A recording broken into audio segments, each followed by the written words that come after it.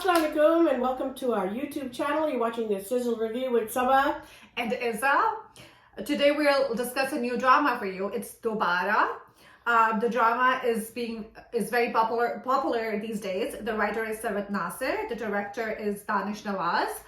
We have the famous Hadiqa Kiani, who is playing one of the lead roles in the drama. Also Noman Ijaz and Bilal Abbas are in the drama. Yeah, I really like Dobara so far. It's a very light-hearted yet meaningful storyline. It's entertaining, it's well written, the performances are convincing.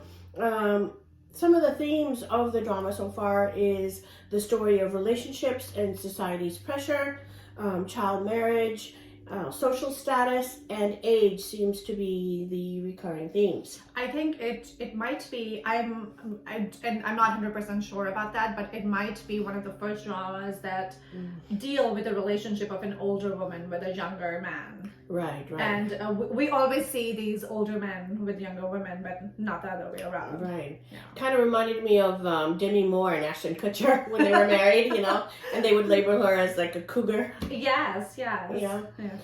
So let's talk about Meru. Meru is a widow. She comes from a very elite, rich family. Her father owned a really big business. And I think her mother had died when she was young. So her father raised her and he became very sick. And he had a huge business. And so he married her off to a much older man, Hidayatullah, played by Noman Ijaz. And I think she was probably 16 at the time. So, a child. Yeah.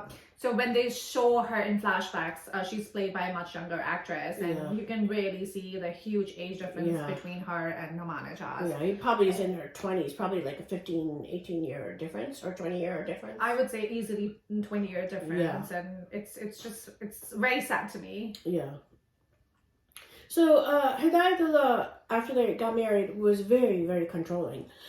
He forbid Meru to dance, to play tennis, to dress up, always have her hair tied up. And only wear saris at some point. Yeah, always wear saris. Yeah. And so she really lost out on her teen years of life. And I think she really resented him. Noman Ijaz then dies and leaves all his fortune to her. And so she decides to take back her life after she becomes a widow. She wants to enjoy her freedom now. She feels liberated. And we see her, she had a bun and she lets go of her hair and she shakes her hair like that. And it symbolizes her liberation, her freedom. And during the funeral, the prayer, we see her playing with this kid, with this child playing soccer and playing with this girl. And I feel like, I just thought that was very heartfelt, that scene where she's playing with a girl. And she's not even mourning her husband. She's like mourning her past life that she lost out on, I think. Yeah. And another theme that I noticed in the drama and that cocomes again and again is that theme of log kya kahenge. Yes. And in that scene as well, everybody is like super concerned about the fact that she's not behaving like a traditional widow, or what the expectation of behavior would be for someone who has lost her husband pretty recently. And it just comes up again and again throughout the drama. Right. So in comes Mahir, Bilal Abbas. Yes. So Bilal Abbas, we learn he's from a broken home. His parents had divorced when he was really young, and they have a very bitter, very negative relationship even to this day. And both of them remarried, and he's not accepted by either of the families, by either of the step-parents. So because of that, he had a very neglectful childhood, and that made him a flawed adult. Yes. And you see him, which I appreciated. He's not like a super saint. Super saint. A super. Yeah, because his childhood, because he was so abandoned by his parents that you can't be normal after that. Yeah, it was so traumatizing. Yeah. So he's not there walking out like a ray of sunshine, basically. Right. He doesn't feel loved, and he doesn't feel anyone trusted him. Yeah. So he becomes careless. He's jobless. He doesn't care about anything. He's stealing money. He steals that like bracelet from his stepmother. So he steals money from his stepdad. Yeah. So it's almost like he's lashing out, and he's angry at them. Maybe he wants negative attention. Yeah. Any attention is good. Right. He's in that phase where any attention is good, negative or positive. Right. And unfortunately, he's not getting any positive attention from either one of his parents. Right. So I think he does whatever he needs to do. Right. But he does have Nermeen that he supposedly loves. Yeah. And she loves him. But because he doesn't have a job and he doesn't have a home because his parents, kicked him out. Yeah. So how's he gonna take her after he gets married? What is he gonna do with her? So yeah, I was kind of confused by that he's jobless. He doesn't have have any place to live himself, and he sends a rishta for this girl, and his parents just go and take the rishta. I mean, I know that was kind of confusing. Yeah. Where is he gonna bring his wife after that? Yeah, exactly. So so he's so Nermeen basically says, I can't marry you because you don't have a career and you have no home. So he's very bitter and he's depressed and he's hurt. And so he sleeps in the park because his stepmom kicked him out. Can we talk about how evil the stepmom is? It's like Cinderella. Yes. With the stepsisters.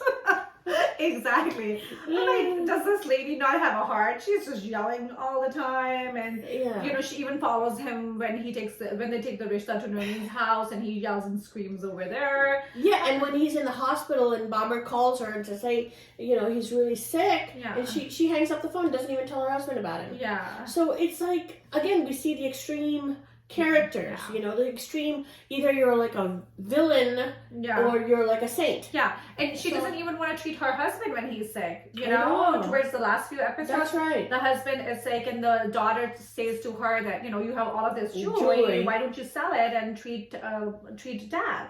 And she just kind of does not respond to her. Yeah, I think they're real life husband and wife. As they are real life. I hope she's not like that in real life. So anyway, Mahir's at the park and he's down on his luck. He sleeps there and in comes Meru. Yeah. And that's where they meet, in the park. Mm-hmm. And they become good friends, and she helps him when he gets sick, he gets hurt, and she helps him with the hospital bills, and then he moves in with his friend Babar. Mm-hmm. So I really like Babar because I like the way he was funny, I thought. Mm-hmm. And here we see a great character, which is refreshing. Because you don't know if Babar is a nice guy or if he's like a bad guy. So we see both sides to Babar, which I think is refreshing. Yeah, he's realistic. He gets frustrated when one would get frustrated. If you are having your friend live with you and you have, he's not helping with the dishes. Exactly, and you don't have unlimited resources. Babar does not belong to like an uber rich family where he can have a friend live with him forever. Mm-hmm. So he has limited resources as well. So you would get frustrated if your friend is sleeping in and not contributing. You can help any way you can, but the other person has to contribute. And I thought that was very realistic and very refreshing to see. I agree. I do agree. Yeah. So I feel like Meru and Mahir connect, right? And I feel like their relationship is complementary. Meru kind of uses Mahir for companionship because she's lonely. Her husband just died, and she wants a young guy that she can, play tennis with and go out to eat with or have fun with, because she wants to relive all that stuff that she missed out on, going out with young kids, and here's Mahir, a young guy that she can enjoy stuff to do with. Yeah, as much as I agree with that, Saba, this is something I think we disagree here. Yeah. I'm just struggling with the whole her marrying Mahir like so suddenly, right? And not just Mahir, she was willing to marry Ibtisam. Yeah. So I'm like, your husband passed away, and I mean, I appreciate the fact that they're showing a widow remarrying. So the theme definitely it's more progressive than your usual dramas, and I appreciate that they're trying to normalize this thing. But I feel like at least like build up a relationship first. And give us a reason. I feel like there is no reason. She just wants to get married at this point. She's like, ye nahi to ye sahi. But yeah, I agree. Like, in a way, when she was 16, she got married. So maybe she doesn't know how to be alone. That's a good point. I didn't think of that. Yeah, I'm like, go do your eat, pray, love thing, and then come back and find someone to marry. Yeah, you would need space and kind of find yourself. Discover yourself. I'm like, she wanted to have a hobby or she wanted to do something. I was like, do something. But maybe she's so insecure that she doesn't know how to do that. That's a good point. She needs a guy in her life because she always had a man since she was 16. Yeah. Like, remember, we got that puppo kind of breathing down her neck to marry Ibtisam. So it's like, you know, it's like she can't think on her own. Yeah, but She never thought on her own, remember? Yeah, but No, that was too fantastical for me too. Like, which sister-in-law brings a rishta for her, like, recently widowed sister-in-law? And the popo is hilarious. I'm like, the whole time I'm like, that popo needs to get her butt back to Canada, man. What the heck? How long are you going to impose yourself on this lady? Yeah, and I'm like, can we have a better representation of us popos? I'm like, why is the popo always the evil one? You know, and again, we see the occurring theme of appearances. She is always has the tasbih in her hand. She's always reading the Quran. She's always telling Meru, you know, aisa nahi karo, waise karo, hum log aise nahi karte. Yeah. Yet she's scheming. Yeah. She's conniving and Yeah. she's shrewd. Yeah. So we have this appearance of being har waqt tasbih, dua kar rahi hai, Quran pad rahi hai. Yeah. And then and you see the true self. And you know the funny thing about scheming was her and Javed Chig, when he comes in Iftisam, who plays Iftisam, they're like scheming with the door wide open. I'm like, what kind of villains are you? Just close the door at least. If you're like yelling about your plan to marry him off and steal all like... They always do that. The door is always open in every drama. But, you know, again with the appearance, we think Javed Sheikh Iftisam is a schemer too. A shrewd, you know, he's in on with Popo. But he turned out to be a really nice, a decent friend to Meru. And to the fact that he got her, you know, nickified. Yeah, I agree. Yeah. So again with, you know, the appearance, we find Zamir, who is yes, the son-in-law. The son-in-law. So Meru totally blindly trusts him to handle the business, which is another thing. Why can't Meru handle the business? Oh, I was bothered about that too. Yeah, you're a bright girl. You handle your own business. Yeah. Your husband left everything to you to you know. So why does she have to give it to Zamir or Maher? Yeah, why can't she do it herself? Yeah, and if she's not capable of handling it herself, why not hire someone, pay someone to, you know, to do it the right way? Right. I mean, she should have gone to the office once and see what's going on. She just keeps on sending a new person every few days. Right. And then we talk about Zamir, who, again, the appearance of him. I thought he was so trustworthy. Wow, kya acha damad hai. You know, pura samal raha hai. And then we find out that he is not so nice. Yeah, he's stabbing them in the back. Yeah, he's like a fraud. He's scheming and cunning. Yeah. And then he tells his wife, oh, Mahir is so chalak, you know, and he's telling his wife that tum dekhna ke he's going to have Meru against me. Yeah, I think he's laying the groundwork for whenever it comes out that he was the one who was frauding the business. So, Meru is spoiling Mahir with her, you know, giving her credit card. She's a sugar mama. Right? And, you know, like, I feel like she's mothering him. Because he never had a mother figure in his life that really loved him. And like the scene with the shopping when she's like, Chalo, you cannot dress like this, you're my husband. And he's like pouting like a little kid. I don't want to go shopping, I don't want to go shopping. That's what my son does. He's 13 and and she's like grabbing him to go shopping with his son. And then what does the shopkeeper say? Do you remember? Yeah. He's like, "Ye aapka beta hai." Yeah, and they get super upset about that. You know, I was kind of on the fence about that too.